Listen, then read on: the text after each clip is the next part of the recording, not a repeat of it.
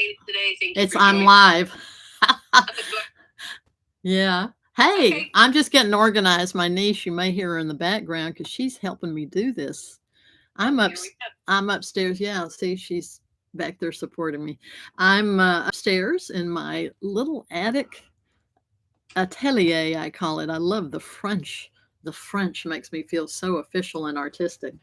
I'm also taking advantage of this space while I can because this is a home that we're tearing down because we've designed a really incredible house, a mid century house for Nashville, Tennessee, where they have a lot of farmhouses, which I do like. I love Victorian farmhouse style, but I also want a house with a lot of windows. Artists want a lot of windows, as you know.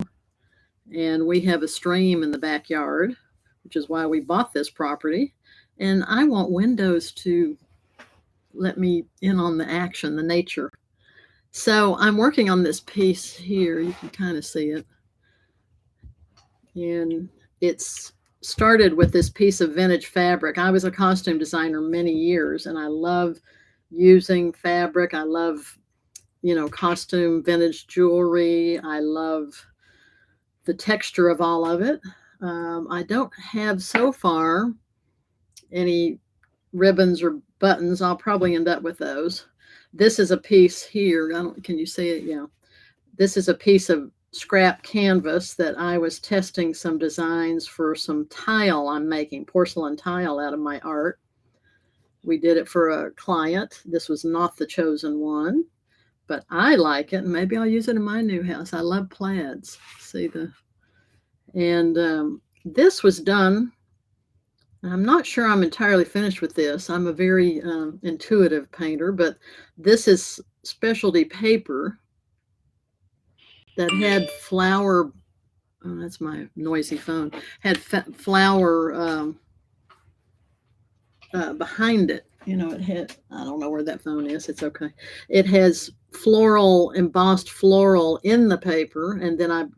This bloom series for me is a metaphor. I name them qualities like bloom magnificently, bloom proudly, bloom, you know, fearlessly, or whatever. I want us to think of that metaphorically in our lives as um, ways to live our own lives, that we can bloom in the toughest of situations. And I think nature shows us that. Like an asparagus plant takes 7 years to put its roots out, but then it's able, a little tiny stalk can push up through concrete. I think that's kind of incredible, some of that stuff that nature, it can get whipped around and still come back. So I think let's think about blooming in our own lives. I'm kind of towards the end of this. I do collect, like I do like nature metaphors Oh, and wait. things. Yeah. Before you go too far, because you're doing such an amazing job, I want us now to also jump on IG Live because Oh, what you're right. so I'm gonna get off of FaceTime with you and let's do IG Live, and I'm gonna let you invite me. So take your time, and I'll see you soon. How do I invite you to IG Live? So you're gonna go to IG and you're gonna go live, and then you'll see me. Oh, okay. Up there, and then you can either invite me or I'll try to also, I can request. Okay. Thanks for hanging in there, everybody. We're going to try this. Okay. Bye. Okay.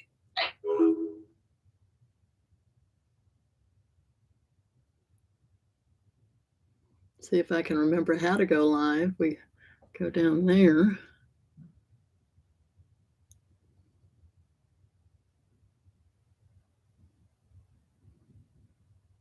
This is when I need somebody to show me how to do this. Here we go, live. Yeah.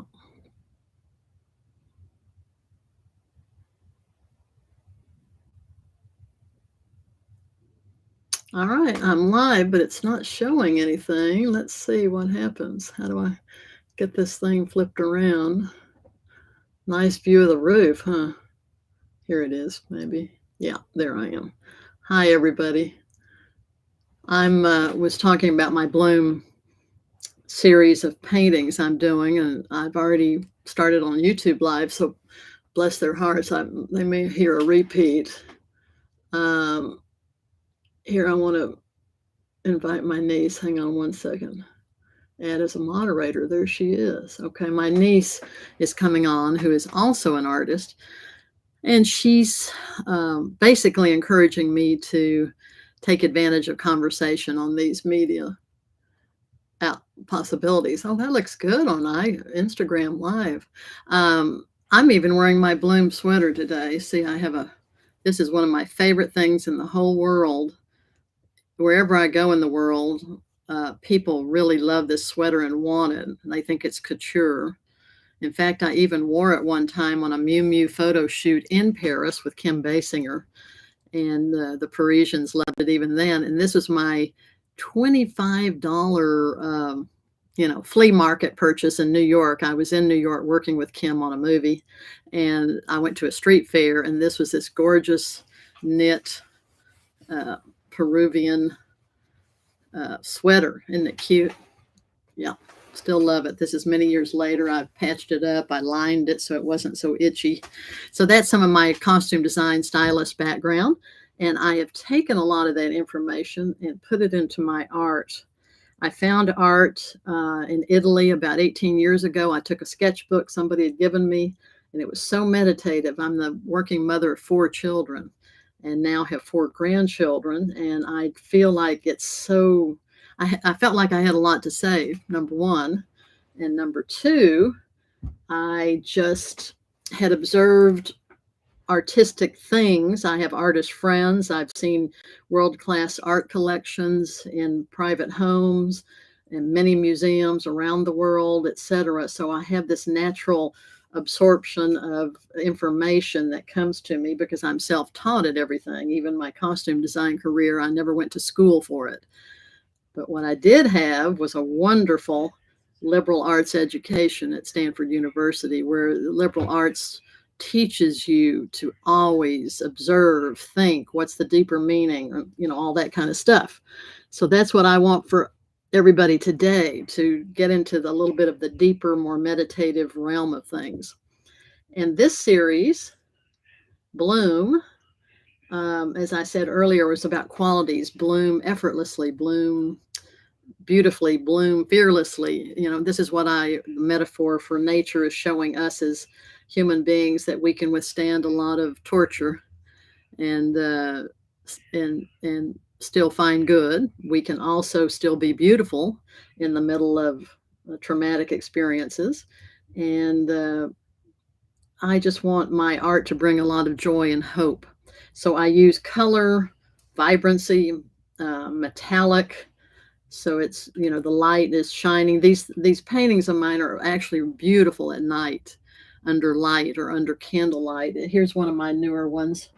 Oddly enough, this is one of the few where I haven't used a lot of metallic, but I did use fluorescent, and there's always a certain vitality to most of my work. This one is started with a piece of vintage fabric that I have, and you can see it, I have buckets full of it. And then I get little pieces like about nature. Hearts are another one of my motifs, angels. But I do like, these came off of an old flip-flop sandal that I had, these little bees.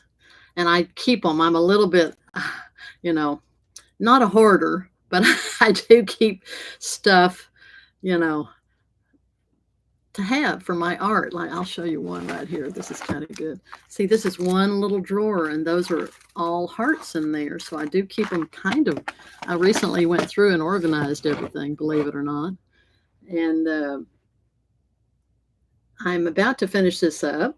I'm adding the fabric pieces. I may do more. I'm looking at this painted part. I started with, specialty paper that already had flowers embedded in it, embossed in it. And I've used oil pastel and acrylic paint on top. And I kind of sit with it for a while and look at it. And, I'm a little bit more maximalist prone than I am minimalist. So I look at things and I think, oh, it needs a little more. So I'm in that period.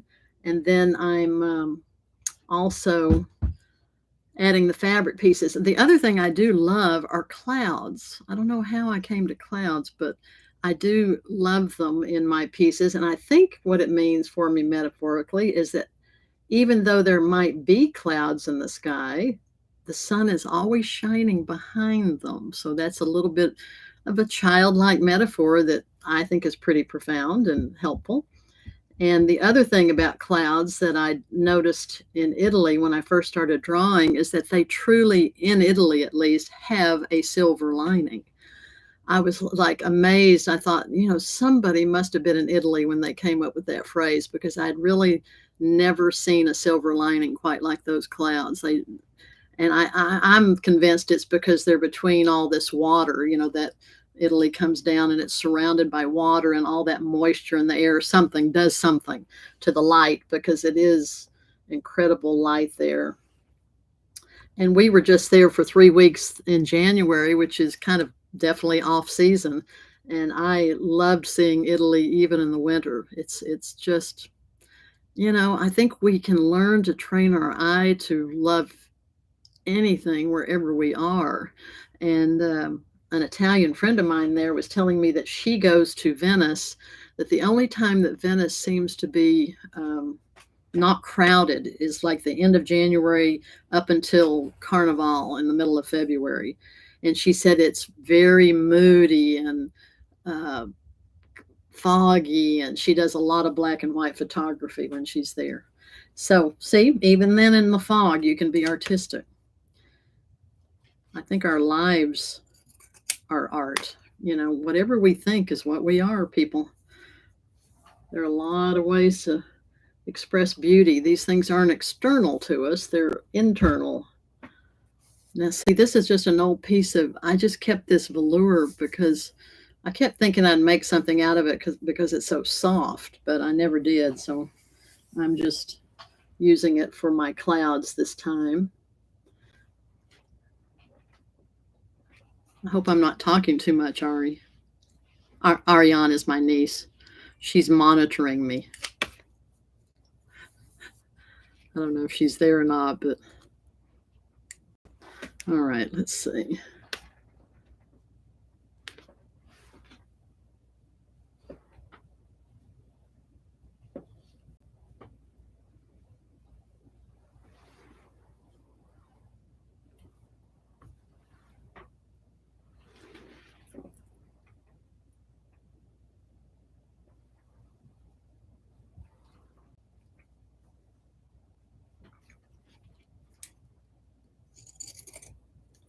Does anybody know why you use pinking shears on fabric?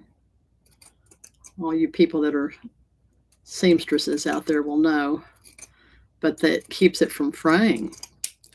And in my world of costume design for 30 plus years, I was really not, I don't really know how to sew, or I'm not a seamstress myself or a tailor, but I had incredible, most of them union tailors, seamstresses that supported the movie industry and the stylists and everybody in Los Angeles. And they're just, I can't give them enough of a shout out. And the wonderful thing about it, at least in LA, was the diversity. There were so many wonderful seamstresses from all over the world, and tailors. The Armenians were wonderful. We had a lot of Koreans and Chinese. It's just, I love the beauty and diversity of life in Los Angeles. Everybody bringing their skill to the world. Are you seeing that? Yeah, you're seeing that on Instagram Live. Yeah. Kind of like that. Anchors it.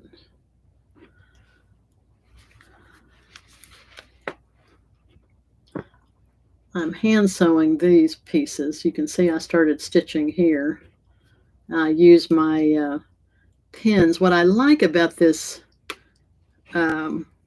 using the things from costume design world, is you see the hand in this. It's a little bit of protest against the digital AI super slick perfect technological thing in art going on. And while I appreciate the beauty of all that, I also still very much yearn for and love the idea of this kind of imperfect expression by hand, where it's, this is what happened right now.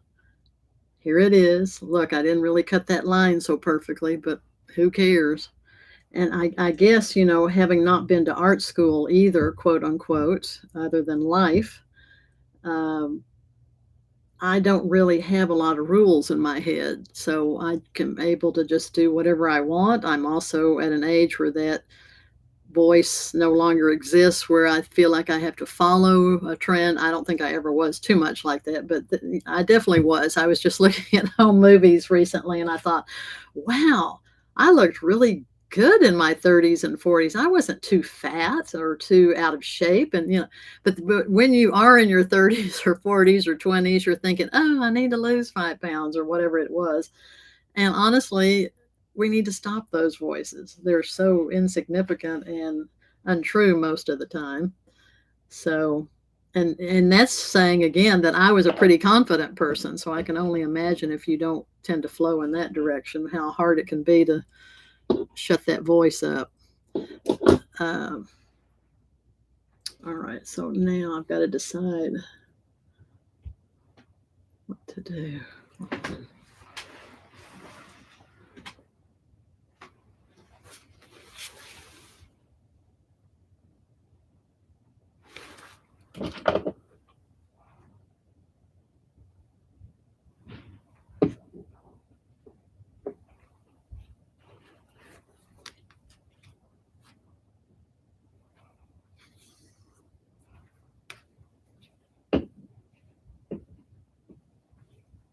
I live in Nashville now because none of my kids were moving back to California. And I love and adore, and California will always be my soul home. I learned so much there and how wonderful the people are, how non-judgmental and open they are. Um, and I realized one thing that I'm completely miss is that how much it informed my creative sensibility. Just being in Los Angeles, you see new ideas in architecture as you go down the streets, and the retail, in the expression of people and what they wear, a lot of individuality in the food and the everything. So Nashville is wonderful and creative, but it is more of a one note style. It's like a lot of states that are Midwest towards the East, they've stuck with a certain style through the years, and there's nothing wrong with that. It's just not what I'm used to. So I realized that for me to get a real kind of inspirational hit again, I have to go see my daughter and grandkids in New York, and they live in the thick of deep Bushwick area. And I get to take my granddaughter to elementary school on the subway, which is so much fun. She goes to the Lower East Side, and she will tell me, "Oh, Go-Go," that she calls me Go-Go. Go-Go, Mom and I were talking one time, and we got off at the 3rd Avenue exit instead of the 1st Avenue, and I think that's hilarious. Little 5-year-olds know their subway stops, and it's just wonderful. So I have to travel off to LA and New York every once in a while to get my creative juices re-energized. I think I want that smaller. As I do this, I'm thinking, is there really a right or wrong in art? I'm always encouraging people to understand that, when we do environmental home designing for clients, my husband and I do that for, we just got asked by some friends to redesign their home in Los Angeles because they liked our sensibility, which tends to be more bohemian, like mix different wonderful pieces together, all together, not just one style. And we tend to, as you can imagine, use color, which is unusual even in Los Angeles. So we would say to them, there's not really any right or wrong in art. It's just subjective. So, if they didn't like something we picked or whatever, it didn't really matter because we just had to find the harmonious solution that satisfied everybody. That was our aesthetic, but to their kind of instruction. And that's a fun game plan.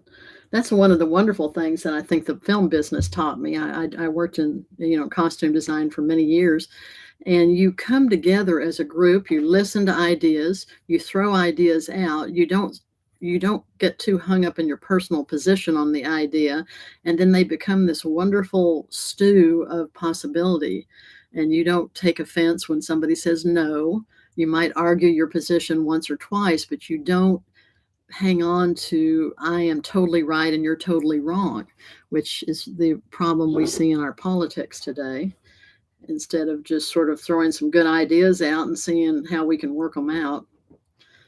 So I am super appreciative of the film business for that.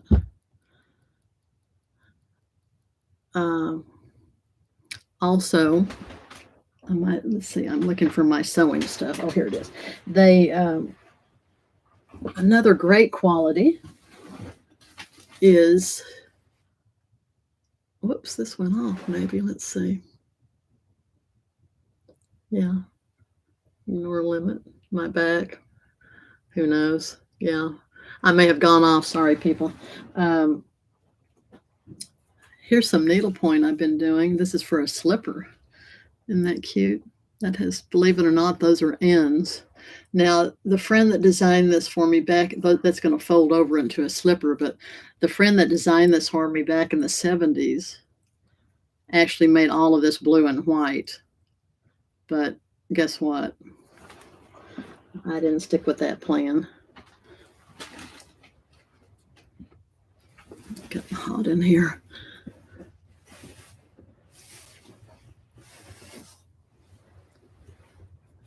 Where was I? Oh, I was pontificating about other good qualities of the movie business. These are things they don't tell you in film school. One great thing is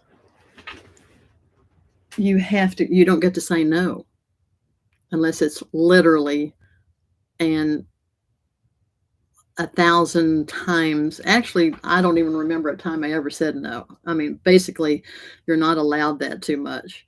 What happens with that idea, instead of saying, no, I can't do that, you just keep working towards another solution. And I love that. You can say, well, that might be difficult, but here's X, Y, and Z and what it'll do to the budget, or we could do it this way or that way, and then this happens or that happens. And everybody, again, it's just the most wonderful process. I think this is why human beings are looking for creativity, because it's just such an incredible process to make it happen. I think I have to excuse myself a minute and go find my sewing kit. I left it on the stairs. I didn't bring it back up. So I'll be right back. You can look at my art while I'm gone.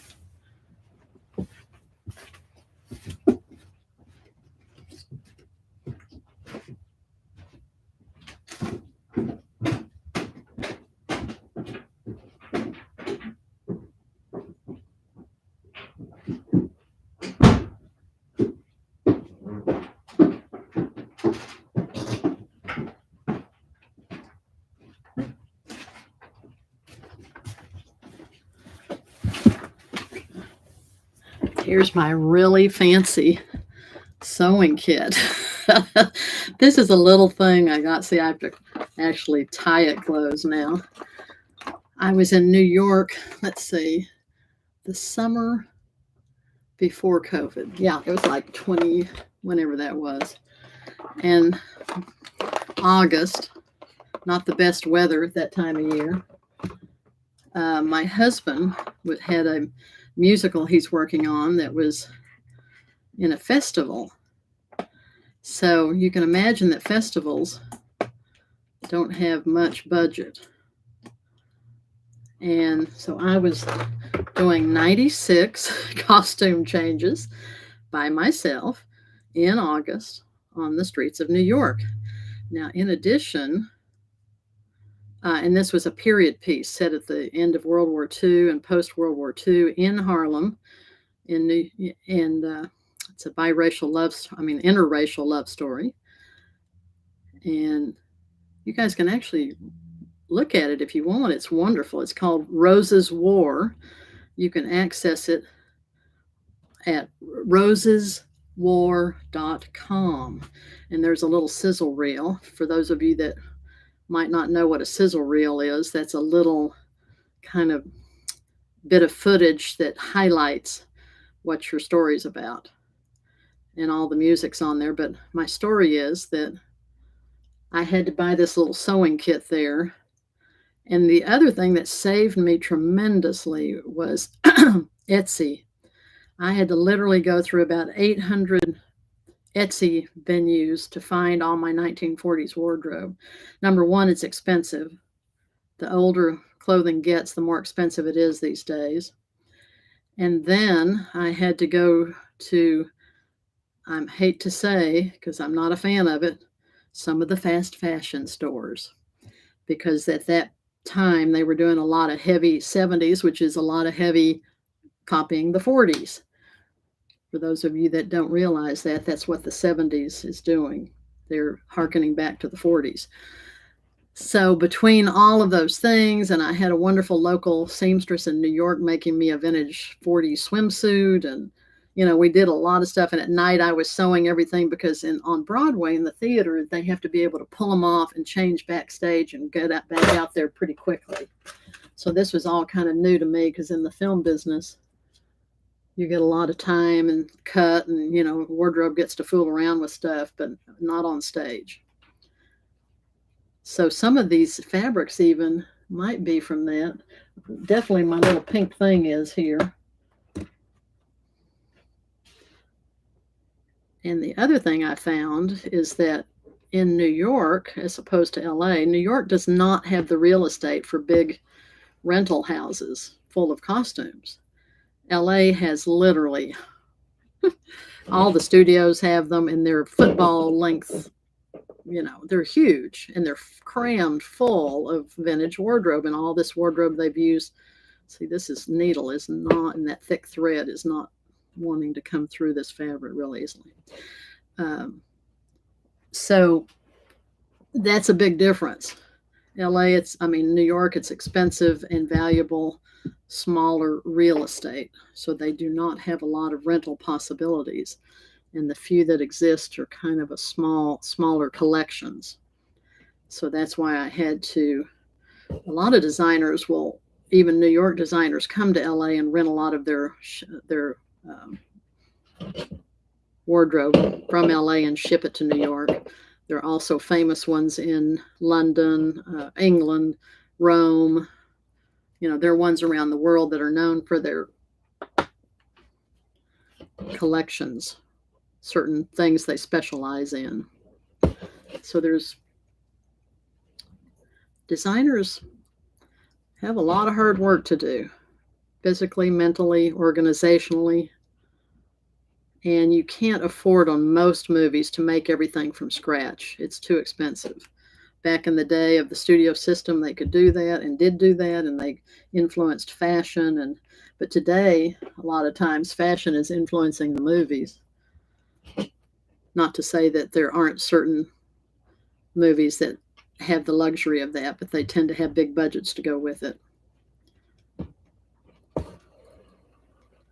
See, I have very rudimentary sewing skills.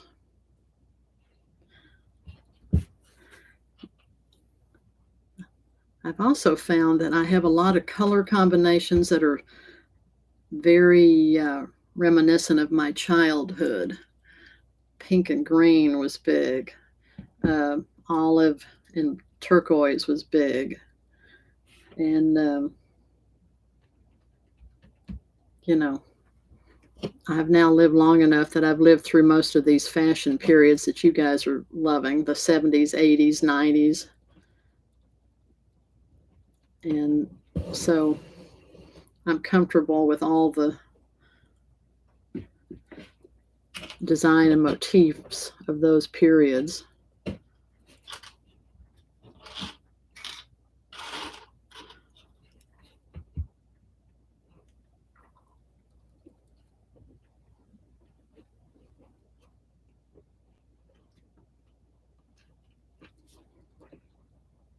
Feels good to be back at work. I've been busy doing taxes lately.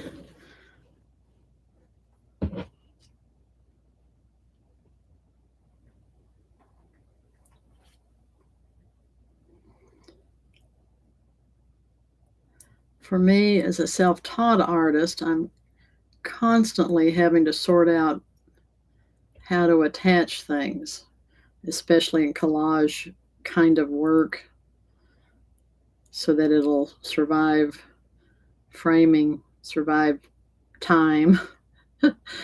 Yeah, I don't always know the easy solution because, you know, I didn't take classes about it, but it's funny when I watch good movies. There's an incredible movie, German movie called Never Look Away, and it's loosely based on Gerhard Richter's life. And he, at one point in the movie, is in a art class, and I learned from watching even movies. It's like he put his arm like this and rested on it to do kind of, more delicate painting. I thought, oh, that's a good idea. I got to remember to do that.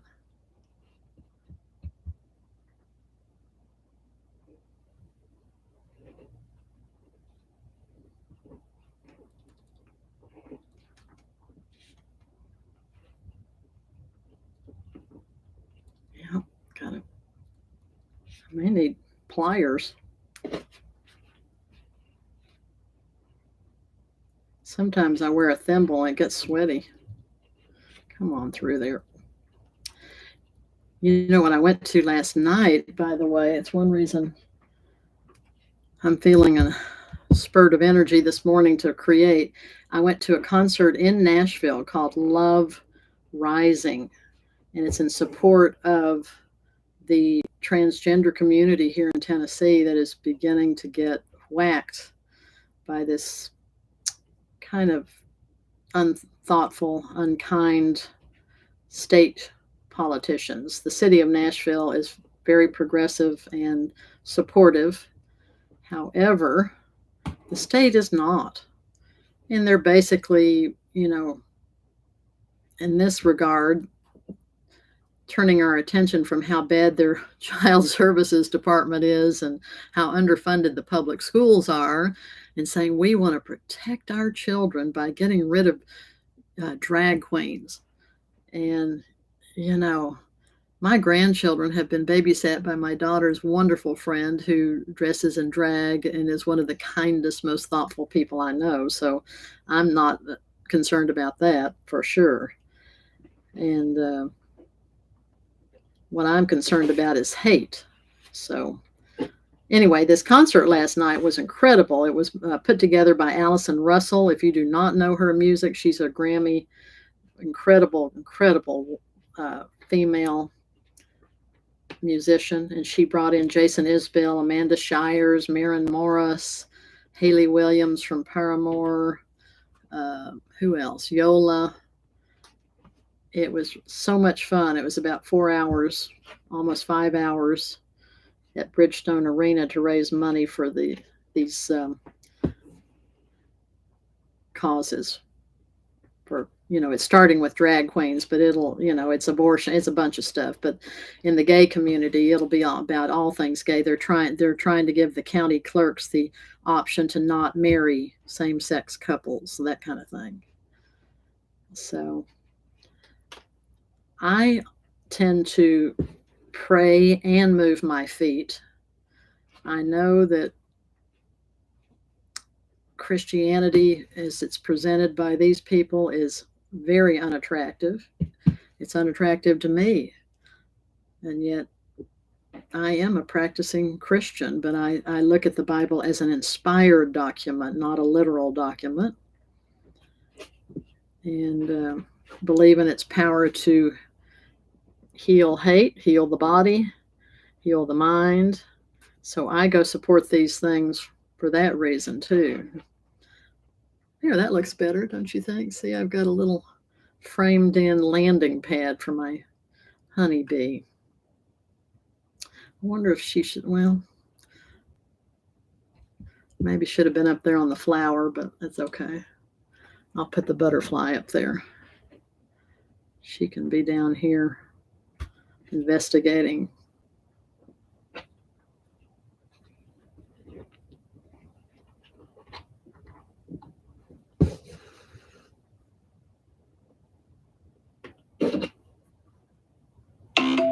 Brian Shipley.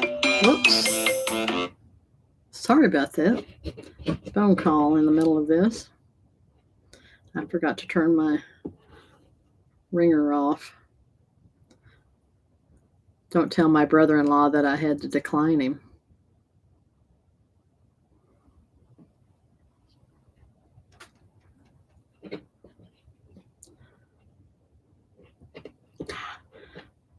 My wonderful, wonderful creative mother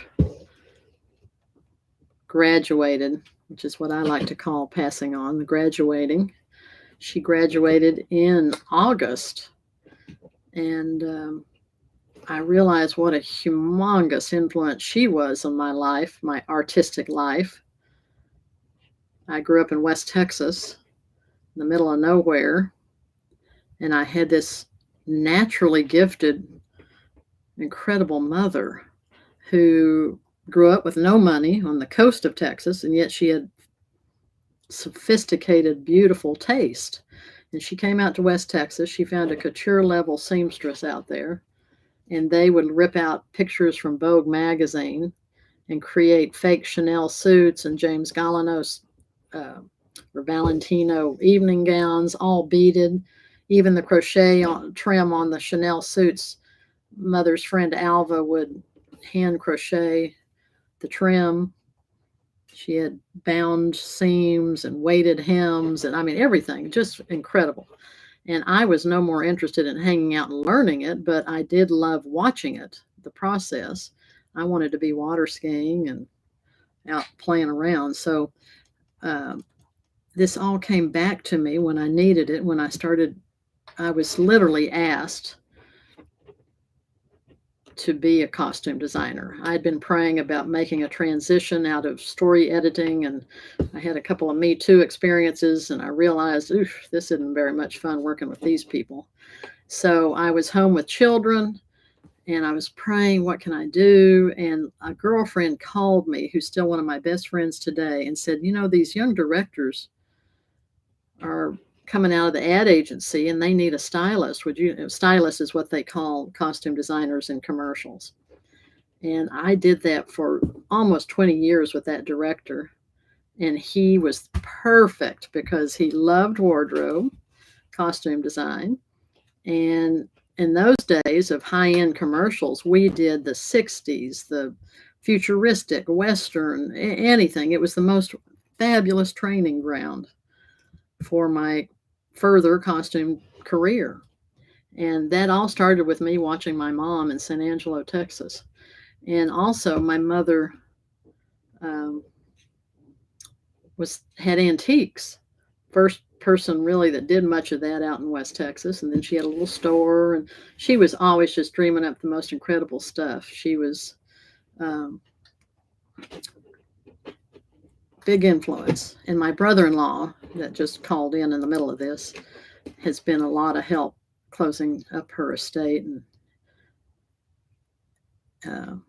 all the family came together to clean up her 7,000 square foot home. She was the only person I know in her 80s that upsized into a bigger house because she wanted to get all of her stuff out of storage. She was of that generation a little bit that lived through the Depression that sometimes collected too much stuff. And rather than store it, she just got a bigger house. But her ulterior motive on that was to get her family to come visit her. And we all did. Our grandchildren adored her, and her great-grandchildren. All right, this bee, see, I've had to sew that bee on, I think. I think it'll stay. I've tried gluing before, and that doesn't always work. So I just So what I want to know is, do you like seeing the hand done elements? Probably. I spend, I don't really track how much time I spend. I just do it because I love it.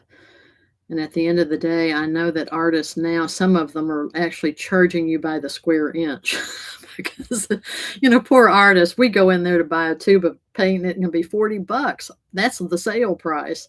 It's not an expense. It's an expensive hobby and career. So God bless all the artists out there doing it.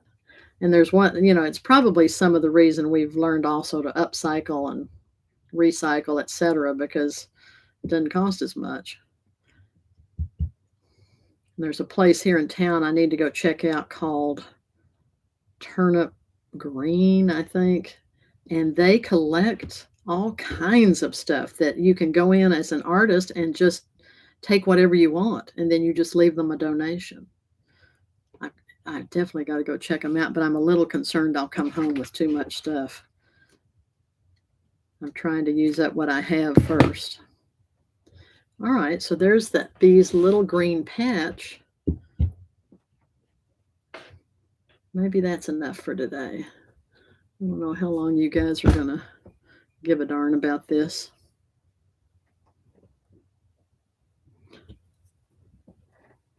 Let's see.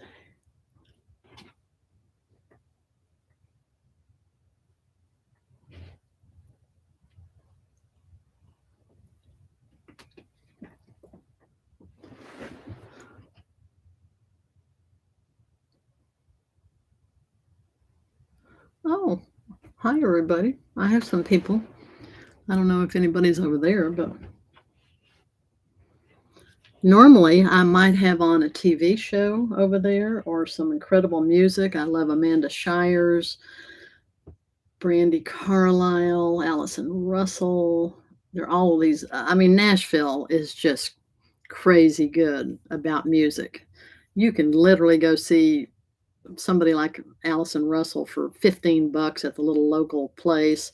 There's this wonderful kind of dive bar that we know the kid that owns it, and he's got ZZ Top stopping by and Casey Musgraves, and they just come in to play. People are just playing on every corner, and you can go pay for the big ticket items, or you can go see incredible music at the local level. There's so much talent, and the other thing that I have to give a shout out to in the South is the graciousness and I know we see a lot of shows, and I'm sure it's like this at the top of the music business, as the top of many businesses can be, which is kind of ruthlessness and this and that and maneuvering and, all the stuff. But certainly at another level here in the South, there is incredible generosity and connectivity, trying to help you do this, do that, and connect you up with people that are helpful. And, I think Brandi Carlile is a huge proponent of help. She's incredible. If you're unfamiliar with her work, please listen. She helped start Allison Russell's career, and she's the one that brought Joni Mitchell out to the Newport Folk Festival.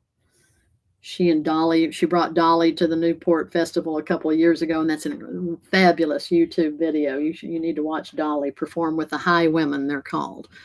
It's kind of the female version of the Highwaymen, which had Willie Nelson and Waylon Jennings and Merle Haggard. And this is Brandi Carlile, Maren Morris, Amanda Shires, Natalie Hemsby, and then they bring in other supporting players. Last night at this concert, Love Rising, they had Joy Aladakun, who's a local artist here in Nashville. And she joined them and sang with them.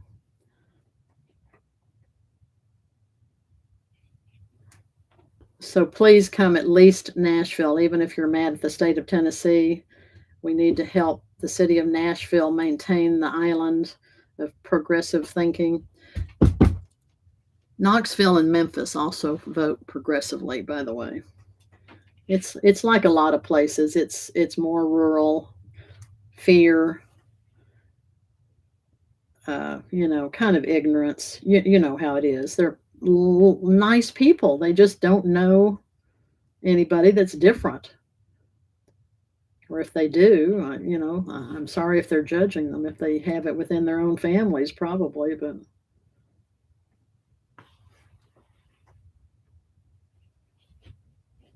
can you tell I've always wanted to have my own salon where we get to discuss things, discuss anything and everything.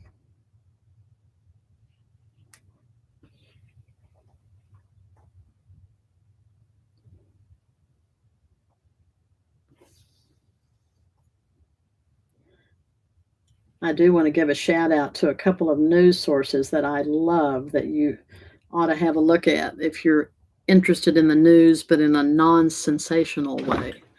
One is the Christian Science Monitor, which is not a religious newspaper. It's considered one of the most neutral and solution oriented sources of news. In fact, a woman from the Washington Post, opinion writer, said she and a lot of her journalist friends had quit reading anything.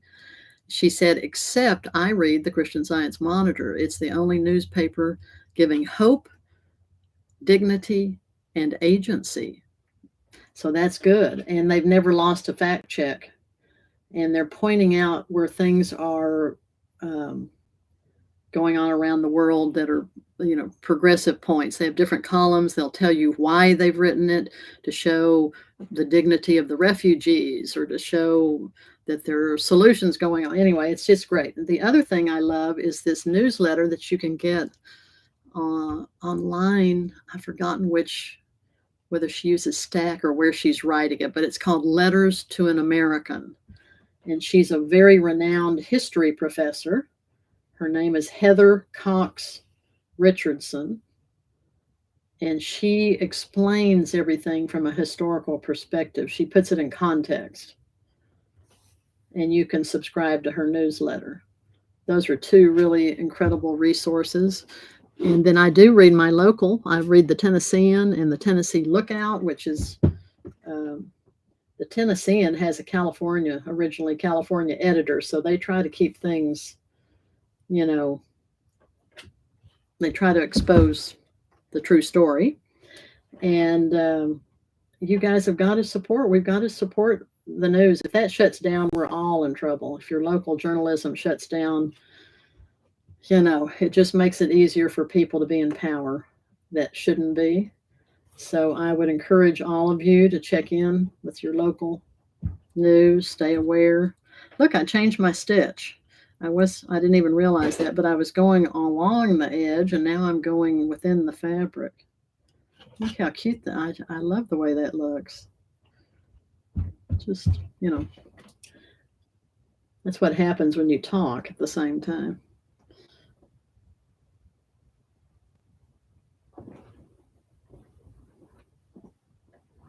I also am a member at Soho House here, and I've been listening to poets. There's this wonderful literary review, which is, I think, the oldest one, continuing one in America. If not, it's the second oldest. It's called the Swanee Literary Review, and it's based down at the University of the South in this gorgeous campus. And the editor brings writers in and they read from their own works, and that is also terrific. And then you can buy their book at the event. And I also went over to Vanderbilt. There's this new poet I've met named Major Jackson. He's African American, incredible poet, and his wife Dee Dee is a poet. And he invited us over to hear his editor read from her new novel. So I encourage that. That is a lot of fun. We had a great time hearing writers talk about their work.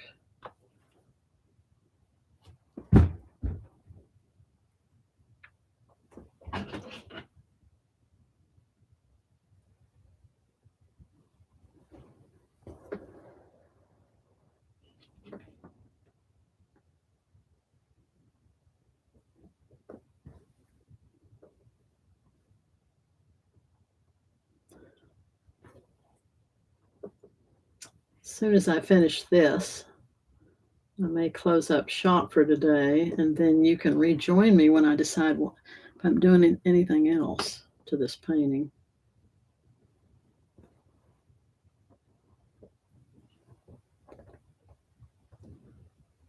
I say painting loosely. Not sure what you call this. There's this movement of art that I heard about a handful of years ago when I was in LA, and it's called pattern and decoration, and it I think was largely a group of female artists, of course, back in the 70s who began to do more, crafty type art, and the fine arts critics, didn't think it was art exactly. They had this strict definition of what art was. So um, somebody came up with the term pattern and decoration. And I think that I land in that category, and I like it.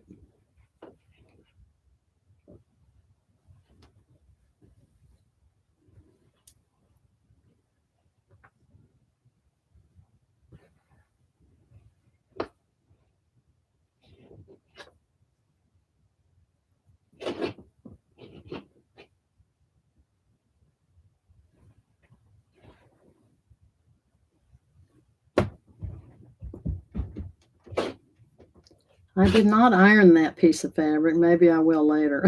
It's got a big wrinkle there. But again, it's like, ooh, that looks like a real thing. That was a real something in somebody's life at one point. So I kind of like it. It's hard for me to be too prissy with my art. I just do it because it feels good, looks fun, you know, seems to bring life and love to people. It's all you can hope for.